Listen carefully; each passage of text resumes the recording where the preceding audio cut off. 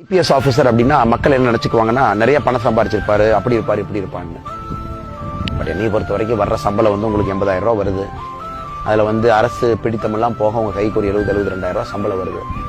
அதனால எனக்கு ஐபிஎஸ் வேலையை அண்ணாமலை விட்டுட்டாரு, இப்ப பணத்துக்கு என்ன பண்றாரு அப்படிங்கிறத விட அதே 72,000 அதுக்கு மேல விவசாயத்துல சம்பாரிச்சு கொண்டு இருக்கின்றேன். அது ஒரு பெரிய விஷயம் கிடையாது. ஏன்னா அந்த பணத்தை என்னால இங்க சம்பாதிக்கிறேன்.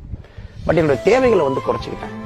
தேவைகளை குறைச்சனால செலவுகள் பெருசா எனக்கு தெரியறதில்லை. என்னங்க ஒரு வேட்டி போடுறோம், ஒரு ப்ளூ கலர் சட்டை வச்சிருக்கேன், 4 சட்டை வச்சிருக்கேன், 4 வேட்டி வச்சிருக்கேன். நம்ம என்ன ஆடம்பரமா ஒரு ஹோட்டலுக்கு போறோமா, ஆடம்பரமா சாப்பிட்றோமா? அது போலீஸ் துறையில் இருக்கும்போதே அந்த சுயொழுக்கம் அப்படிங்கிறது எப்பவுமே அதை மெயின்டைன் பண்ண, மக்கள் நம்மளை பார்த்துட்டு இருக்காங்க, நம்ம எப்படி இருக்கணும்னு சொல்லிட்டாங்க. எனக்கு செலவுகள் குறைவு.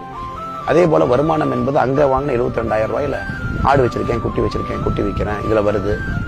2-3 பெங்களூர்ல இருக்க 2-3 ஐடி கம்பெனி கன்சல்டன்டா இருக்கேன். அப்பப்ப மாசத்துக்கு ஒரு 4-5 டேஸ் அங்க போயிட்டு வருவேன். லீடர்ஷிப், எனக்கு என்னோட ஆளுமை திறன், அவங்கள க்ரூம் பண்றேன், ட்ரெயின் பண்றேன். பெங்களூர்ல கோர் அப்படின்னு ஒரு கம்பெனி நடத்துறேன். Man power training. ஏன்னா எனக்கு லீடர்ஷிப்ங்கிறது ரொம்ப பிடிச்சமான ஒரு விஷயம். போலீஸ் துறையில கத்துக்கிட்டது மக்களுக்கு போகணும்னு சொல்லி நினைக்கிறேன். ஸோ ஃபினான்ஷியலி பெரிய அளவில் இல்லை அப்படின்னா கூட கஷ்டப்படுற நிலைமையில் இல்லை. ஸோ அது வரைக்கும் சந்தோஷம். எல்லாத்தோட என் ஒய்ஃபு வேலை செய்யறாங்க, அவங்களும் சம்பாதிக்கிறாங்க. ஸோ அதனால வெளியிருந்து பார்க்கும்போது ஐபிஎஸ் ஆஃபீஸரா மேபி அப்படி இருக்கலாம். நான் ஒரு சாதாரண மனிதன் தான். அங்க நான் இழந்த பணத்தை இங்க என்னால் சம்பாதிக்க முடியுது. அவ்வளவுதான். நாங்க அரசு பணம் பண்ணிச்சு, இங்க நான் சொந்தமா உழைப்புல சம்பாதிக்கிறேன்.